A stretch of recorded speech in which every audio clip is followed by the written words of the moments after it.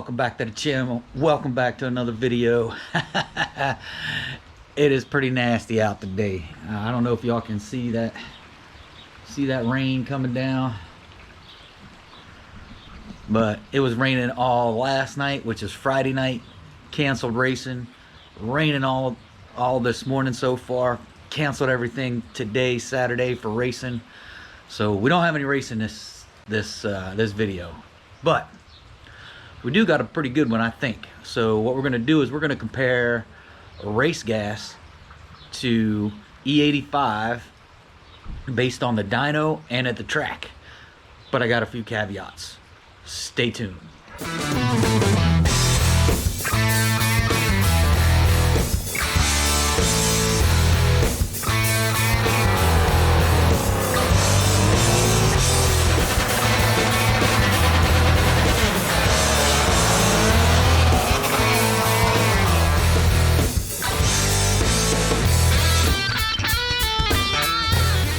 All right, folks, I'm sitting down now. So what we're gonna do is I'm gonna take the dyno video I did of the Race Gas, a couple of the fastest runs I've done on Race Gas.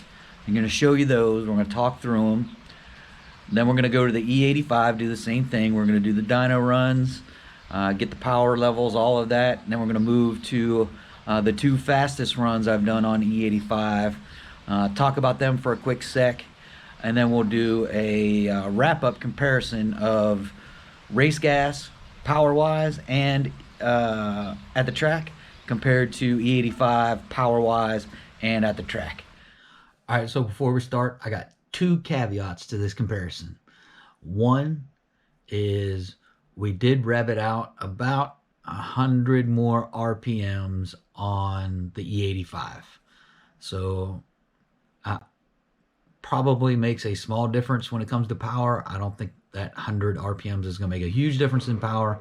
But if you guys with some more experience in this stuff, if you think 100 RPMs is going to make that big of a difference, please let me know in the comments below.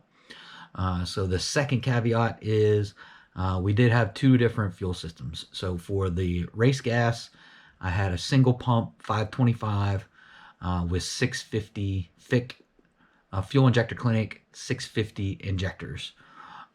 Didn't have any fuel issues with that setup for the Race Gas. So shouldn't be a huge issue that I got two different fuel systems. And then, so if you saw the video a couple videos ago where we did the install of the Fore dual pump system and the ID 1050X injectors, to run the E85, because you got to have more fuel capacity and pressure, not pressure, but fuel capacity to run E85, because you run 30%, roughly 30% more, give or take. So those are the two caveats to this comparison. So keep those two in mind as well. But me personally, I'm not a professional, but I don't think either of those two, an extra 100 RPMs and the difference in fuel delivery, is going to make a huge difference. But again, if someone's got a difference of opinion, please put it in the comments, and let's talk about it. All right, folks, we're inside, out of the weather. It was a little chilly out there, and plus it was raining. So like I said, the first thing we're going to do is going to run our first two runs at the track. No, I'm sorry. We're going to do the dyno videos first. So here comes up the first and the outro final of the Race Gas dyno stuff.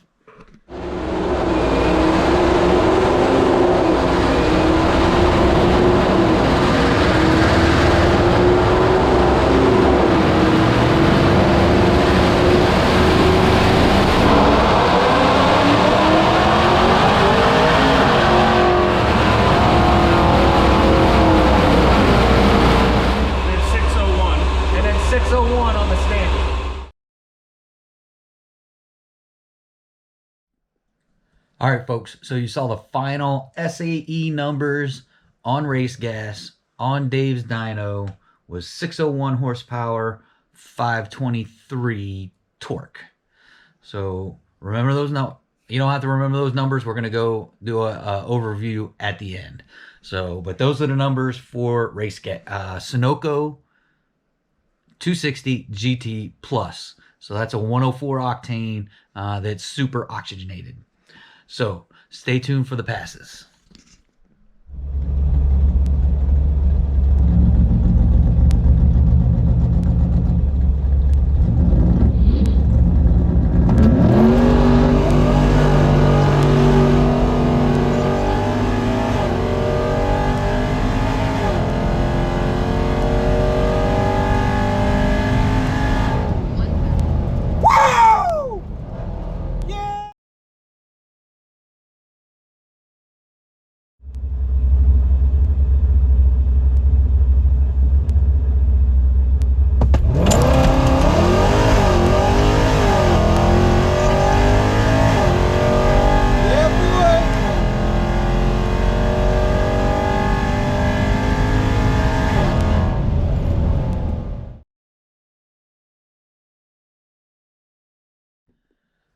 All right, folks, so you saw that first pass was a 10.96 at 125.7.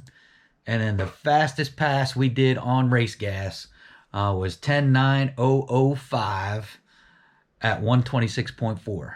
And that was in a negative 325 DA.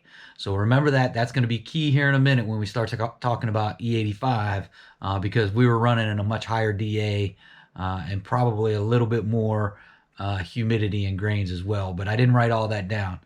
But I'm just going with the DA at this point. So keep that in mind. So 10.9005 at 126.4 with a negative 325 DA. That's the best time, best mile an hour we got on Race Gas. Now we're going to move into doing the dyno stuff for the E85.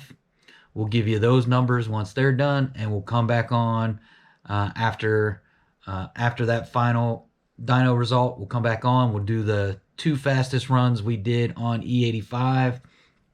Talk a little bit about the DA at that point, and then we'll go into just an overall review of everything we just talked about.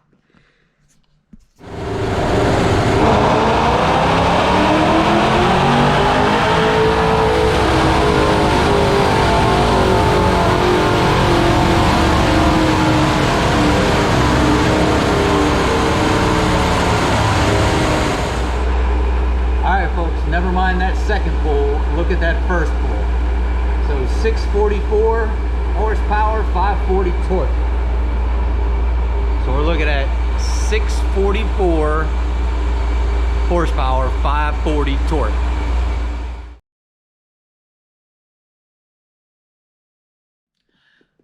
All right, everybody, so y'all saw the numbers.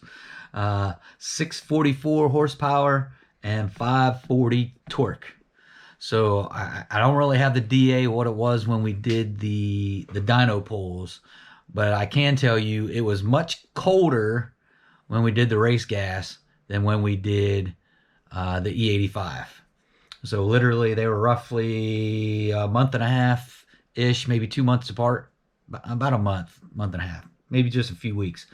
But it was significantly different. It was warmer when we did the E85. But you saw the numbers, 644 horsepower, 540 foot-pounds of torque. All right, so let's get into the 2 fastest runs we did on E85.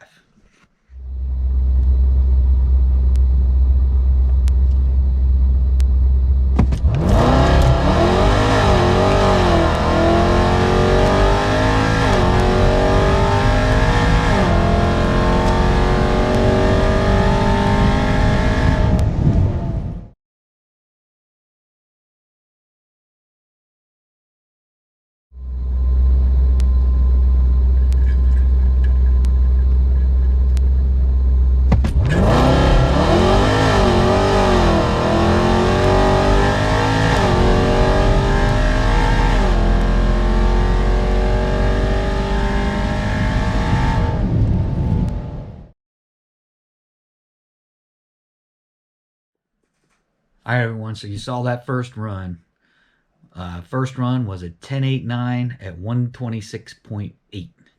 And that DA was pretty high. That was 1153 DA at Rockingham.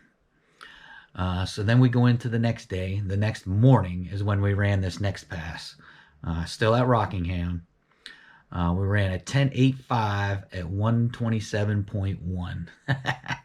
So that is our fastest pass, fastest mile an hour so far on E85.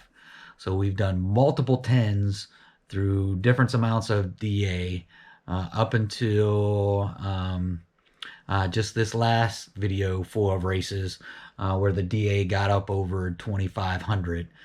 We started running 11.0s and actually ran an 11.1 or 11.2, I believe. So the DA is a factor, though it's a little bit smaller factor when it comes to boosted applications, but it's still a factor. Humidity and grains of water in the air are more of a factor than overall DA, but we'll get into that in another video. But so those are the two fastest passes we've done on E85. So stay tuned, folks. We'll be right back, and we're just going to wrap everything up into one little ball, and we'll call it out for this video. All right, as y'all saw in the beginning of the video, those were the race gas numbers and the race gas runs. So going back over those, so 601 horsepower, 540 torque, 1096 at 125.7. And then the second run was a 10.9005 at 126.4. So those are the two runs for the race gas. Come down to now the E85. So we were at 644 horsepower, 540 torque. We ran a 10.89 at 126.8. And then we ran a 10.85 at 127.1. So that gives you a pretty good rundown on the difference between race gas, specifically Sunoco 260 GT Plus. So it's not the higher octane stuff, the 116 or 110 or anything like that. So it's 104 octane, super oxygenated race gas against regular pump E85. So again, keep in mind, those runs that we made on E85, the DA was significantly higher than it was for the two runs we made at Mason-Dixon on race gas. So those two were, negative 200, negative 300 DA. The two passes we made at Rockingham were in positive 1153 and 853 DA. So you can see, you can literally, extrapolate that to a tenth, maybe a tenth and a half, if I was running E85 at the same DA levels as the race gas. So theoretically, those numbers would be 10.7, possibly a 10.69 if I'm looking really on the positive side. But we'll just say it's somewhere in the 10.7s at a negative 300 DA. So that really gives you, like I said, an idea on the difference between race gas and E85. So I am absolutely happy that I went to E85. It burns a little cooler, so the AITs are a little bit cooler until it gets into that 90, 85, 90 degrees. Nothing's really going to change your AITs at that point. Maybe some meth injection could help. But anyway, yeah, the higher the DA, the slower you're going to go, no matter boosted or NA. But yeah, super love E85. You do got to carry a couple gallons around with you just in case, you're somewhere where you can't get none. But at least around this area, it's fairly prevalent. Anywhere from 10 to 15 miles, I can go pick up E85. So if you got E85 in the area, I definitely think it's a a great opportunity to grab some power and surprise a few people. But that's pretty much going to do it for this one. So if you're stopping in for the first time, please check out the rest of the channel, see what's going on. A lot of racing, a lot of updates, a lot of dynos, all of the stuff you guys on YouTube like to see. I try and do my best to give everybody what they want. But if you like what's going on, do me those 4 things: like, subscribe, smash that bell, give me a comment, and share it on your social media. I definitely appreciate it. Channel definitely appreciate it. Until next time, folks, adios.